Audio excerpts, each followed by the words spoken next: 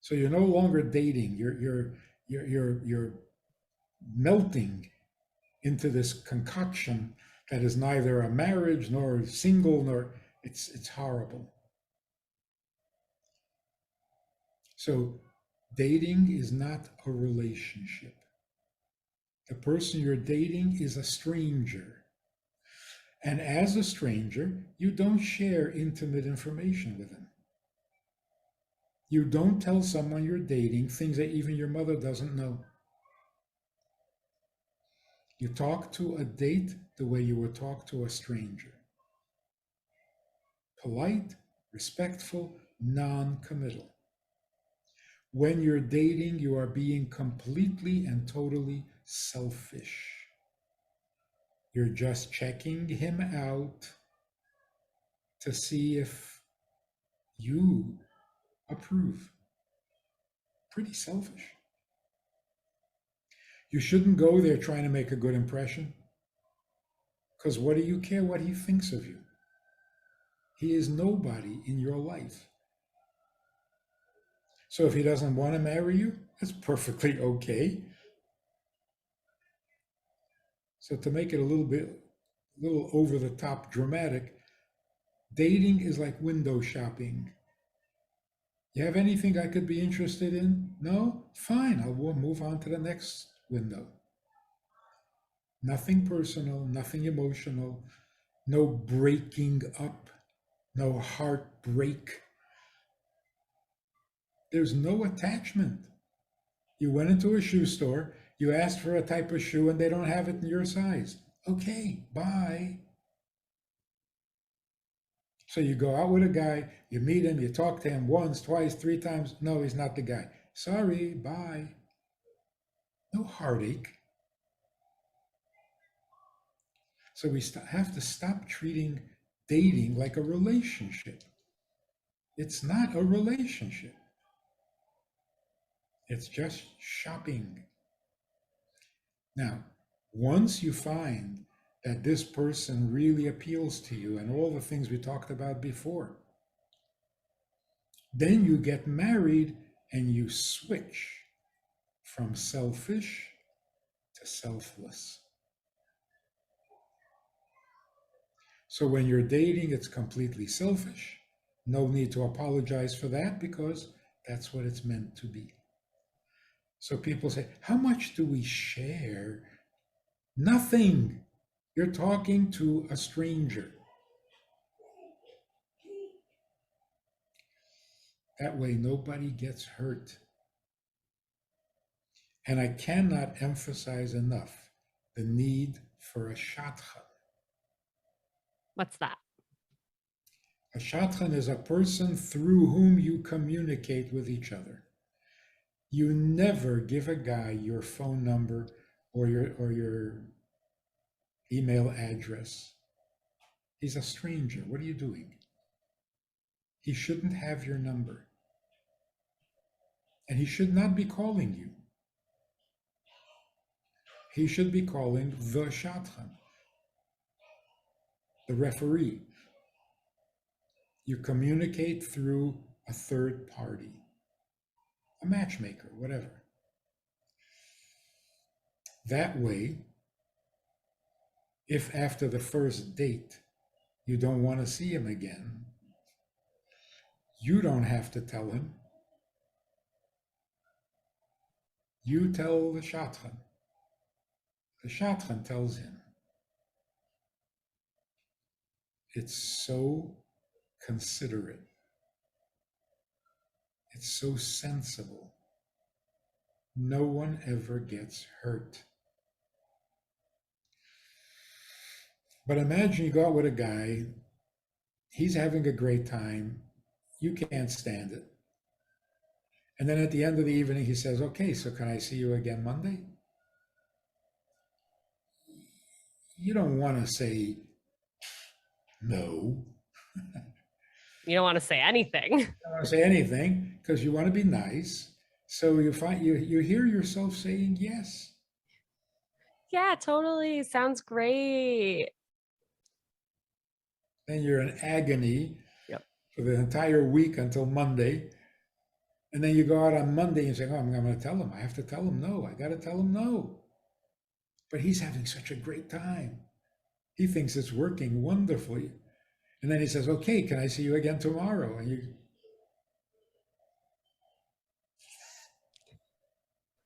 Yeah. it's, it shouldn't be that way. No, I think that's a really good point because people are so people are not good at expressing how they feel, and there can also be a situation where, somebody thinks that the date didn't go well. Like they really liked them, but they're like, oh, like there's no way they're going to want to see me again. Like they probably didn't have a great time. But guess what? That person maybe had a really great time and does want to see you again. And so I actually do think that that's really smart. And I think that's why matchmaking does work, because there is that third party there to say, oh no, you actually like each other and are on the same page. Correct. Yeah. And then there's the other possibility. The other possibility is you say, no, I don't want to see you again on Monday. And he says, why? Now, what do you do? Right. Awkward. You tell him, because you're ugly, you have horrible mannerisms, and you make me sick. Now he's in therapy for 4 years. No, can't let that happen. You also can't propose. A guy cannot propose to a woman and say, this is great, I'm so excited, will you marry me? And she says, no. What makes you think I want to marry you? That should never happen. Should also never happen that the woman says, well, as far as I'm concerned, I'm ready to get married. Or what's he supposed to do? Propose? Now he feels like a total loser. That should not happen. So the safest thing, the most considerate thing, the most sensible thing is you're strangers until you're not. And as long as you're strangers, he doesn't have your number, he doesn't have your address, he doesn't have your email. He's a stranger, a nice guy, but a stranger. So until he's ready to put that ring on your finger, you're not in a relationship.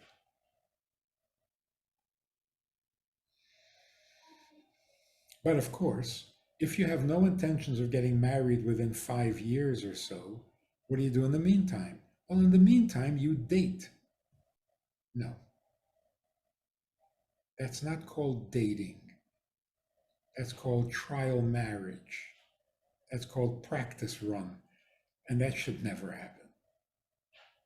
There are no trial, partial marriages, alternative marriages.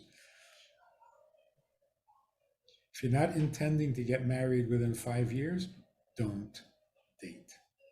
Don't. Yeah. You're just setting yourself and other people up to get hurt. Yes. And you gain nothing. You really don't. Yeah.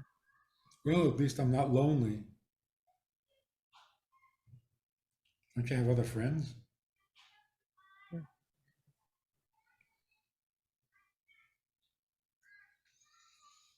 So I think if we follow the rules, you have a good chance of winning the game. Of all of the dating and relationship advice that you've heard and that you've given, what do you think is like the number one piece of wisdom that you have?